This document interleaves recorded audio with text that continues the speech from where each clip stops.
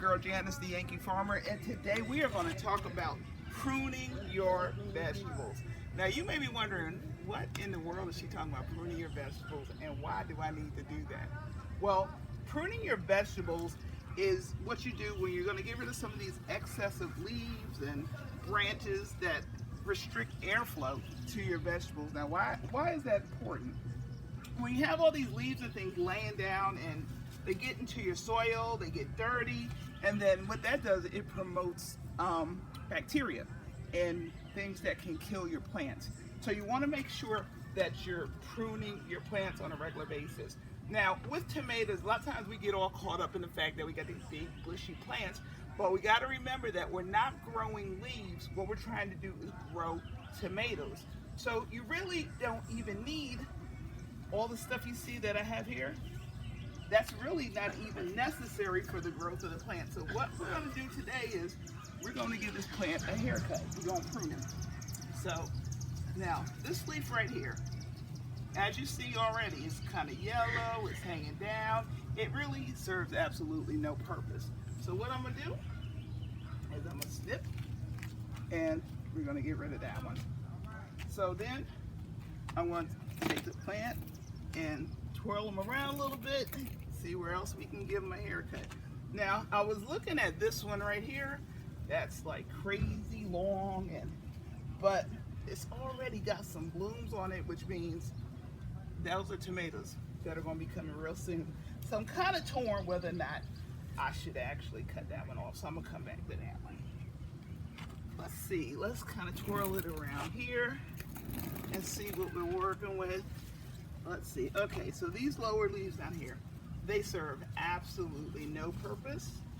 So what I'm going to do is I am going to clip those. And really with your tomato plants, you really only need the upper portion of the plant to have leaves on it. I mean, we could probably even go as high as this one right here and do absolutely no damage to the plant. But I'm going to focus right now on these lower leaves. So I'm getting rid of this one as well. And let's see what else we're working with here. Let's see. And if you want to move around, my cameraman Jordan, J Party, shooting the video. So here, hey Jordan, come here. I want to get close up. So as you see right here, we got some tomatoes already on the vine. These are my June pink tomatoes. So what that means is they're going to kind of have a lighter pink or light reddish kind of look to them. They're an heirloom tomato, so they're supposed to be absolutely delicious. I'm looking over here again. I've got a lot. When you have your leaves hanging down like this, that just means that's just too much stuff. So he gotta go. And over here, let's see, he gotta go too. But now you don't want to go crazy and just, because you ain't trying to kill the plant, but you do want to prune it so you can increase your airflow and get up under there. So we see these little leaves like this, they are really not serving any purpose. So we're getting rid of them too. Now, let's see, let's come over here to our squash. Now, just like your tomatoes, sometimes you need to prune your squash too, but you want to do that for different reasons. Now too, you do want to increase airflow, because again, that's very important. And also too, with your things like your squash, you want to make sure the bees can get in there and pollinate your vegetables for you. And so sometimes you do need to prune, but the big reason you want to prune your squash is because you want to also make sure that you are fighting diseases that are very prevalent in squash. So if you come a little bit closer, this leaf right here, I'm not sure what's going on. It's got this white stuff which kind of reminds me of some kind of fungus or something, so he got to go. Because that kind of stuff can quickly spread to the rest of your plant, and your plant will be dead very quickly. Now I want to show you a couple of things about squash that you may not know. Now squash has two kinds of blooms. You have your female blooms, which are the ones that have the fruit, as you see here. But you also have what are called your male blooms. And those are these right here. You notice those don't have any fruit on them. And the male, and I'm about to knock it off. And the male bloom is really important because that's where the pollen comes from to pollinate your squash so that they can grow correctly. Because if your squash aren't properly pollinated, what you're going to notice is that they're going to get this little end rot on them. That's why we have this little pile here. Because this one wasn't pollinated correctly, he ended up going in the trash.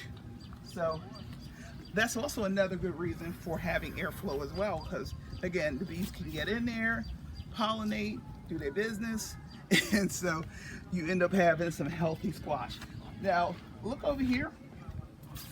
We got one right here that's doing perfectly, so that one will be coming off in the next day or two. Should be ready to go. On this side as well, you're gonna see some squash. Now, you might be wondering what all that little powder is. Now, when I pruned this plant the other day, what happens when you cut a squash plant, it starts oozing this liquid, and that attracts bugs that can kill your plants. So what this powder is, this is called, I never can pronounce it, Mica something earth. And what it does, you want to sprinkle it on the places that were cut so that it'll kind of throw the bugs off. And it also kills any soft shelled bugs. So say if an ant or bug with a soft body goes over that, it's going to cut them into shreds. So that's why I put that on there. Now, we also have in the garden some red romaine lettuce. So as you can see, we have some fresh leaves that are growing. And normally in the grocery store, when you see romaine lettuce, you actually see the whole head that's been cut off, but that's not how I do mine. What I do is, whenever I want a salad, I just cut the leaves, and then it'll grow back and keep growing back day after day. So every couple of days, I got me some lettuce. So I'm not going to the grocery store spending $2 a head for no, I'm not having it. I come out to my yard, cut some lettuce, and I'm good to go. Over here, these are more tomatoes. These right here, you notice the leaves are different on these two plants. I actually have 3 plants in this container, a lot of plants. These are my, hold up, I forgot. Let me look at the little thing. Yes, I did forget. Where's the little stick? Okay, these are my tidy treats. These are cherry tomatoes, and with cherry tomatoes, they grow in little clusters like this, so when the tomatoes actually form, you're going to have a whole bunch of little tomatoes in a cluster right there. And I think I have some that have already started. Hey Jordan, come over here. So you see here, you got your cluster of tomatoes. So as they get a little bigger, they're going to turn red. And so those are your little tidy treats. And all these little flowers where you see, those are going to be clusters of tomatoes. These are beefsteak tomatoes, and these are going to be a kind of pretty big tomato here. And again, with this one, I also need to give it a haircut and do a little pruning, because again, our goal is to grow tomatoes. We're not trying to grow leaves. And when you have all those leaves, the leaves actually suck energy from the plant. So you don't want that, because you want the plant to focus on making you some tomatoes. You don't want it focused on making a bunch of leaves. So you're gonna get rid of that. And let's see. Let me see what's looking like over here. This one is too much. Gotta go. And you gotta go. So just go through. And I know some of y'all are gonna be saying, "You're killing the plant." No, I'm not. It's gonna make your plant grow fuller, and you're gonna have better fruit production. Over here, these are mustard greens. Now, I know most of y'all know mustard greens growing in the ground, but I saw this video on YouTube by this guy named Lead Farmer 73, and he grew his mustard greens in a container. So I said, I'm gonna do that too. And as you see, they are growing, they are thriving, And when y'all are in the grocery store paying $2 a bunch for your mustard greens, I'm gonna be walking out to my yard and eating mine for free. In this container, we got some cucumbers.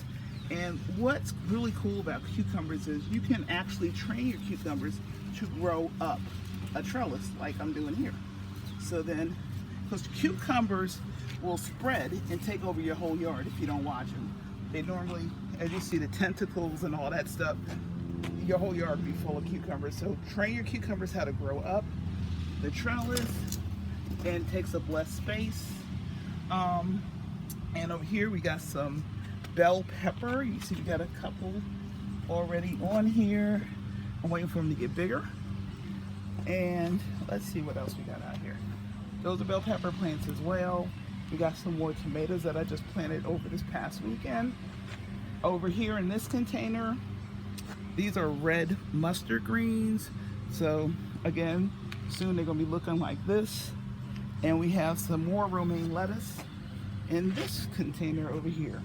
So I just want to take you guys on a little stroll of my driveway container garden. And oh, one more thing, come on Jordan, I forgot. One more thing, I wanted to show you all these containers that I use. Now these are called patio pickers. And what I love about this, like I said, I have 1, 2, 3 tomato plants in this thing. And you see how, and normally people might say, oh, that's not enough room, then they're not gonna do well. They're thriving. I put these in the ground late April and look at them now. And the cool thing about this is it has a reservoir down in the bottom. I put my water in here. I only have to water it every, maybe twice a week or so. And the water continuously keeps the plants moist, so I don't have to worry about plants drying out and always having to water stuff. So these are called patio pickers. I got them at Lowe's. I think they were like $29.95 each. I have 5 of them, and I'm going to be able to use them year after year, and I'm going to have a lot of veggies because of them. Now, we're going to go out to the back 40. The back 40 is the backyard garden. Y'all don't be talking about my raggedy gate. That's all right. Back 40.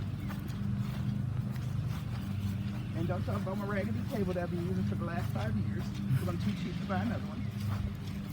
But I think those days are over. I'm happy with one. Okay, so this is the back 40, as I like to call it. And so this is really where my gardening career started. I mean, I started gardening about 2011 when I moved back to North Carolina. And I used to have this whole section as an in-ground garden all the way down to this other end where you see the bricks and all that kind of stuff. But then I said, that's a bit too much. So I had to kind of limit that a little bit, a lot of work. So here we got some more cucumbers. These are called Space Master cucumbers, and what I love about them is, unlike other cucumbers, they're going to be compact like a bush. They're not going to be sprawling and go over the place. And I have the trellis already in here, so when they grow, they're going to grow up. And when your cucumbers grow up, you have a better cucumber because they're not on the ground, and just keeping them above ground just gives you a healthier cucumber. So that's why the trellis is here. Over here, I am growing some cantaloupe. So I have 2 cantaloupe plants and a lot of grass because our lawn guy just cut the lawn today. And so cantaloupe, like other vegetables, this is going to sprawl and spread all over the place. So that's why there's only 2 plants in here. But my mama loves cantaloupe, so that's the only reason I'm growing it. And I also put a couple of watermelon seeds out here too, so I'm gonna see what happens with that. So cantaloupe, in here is okra. And so you see the okra plants, like these are okra plants, those are okra plants. And so okra, and back here, assortment of different greens. I'm gonna be honest, these are what we call mustard spinach. We have some radishes, which are these plants like this, and these are probably ready to pull out the ground. So you get to actually see me. No, those are too small. But you can actually see them peeking through, and when they look big enough, you just pull them up. You got radishes. I planted some other kind of greens or lettuce or something that I don't remember because I didn't put anything out here to market because I forgot to.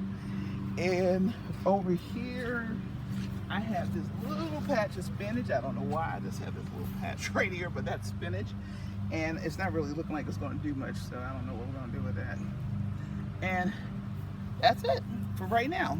So this is your girl, the Yankee Gardener, signing off. And I'll see you again soon.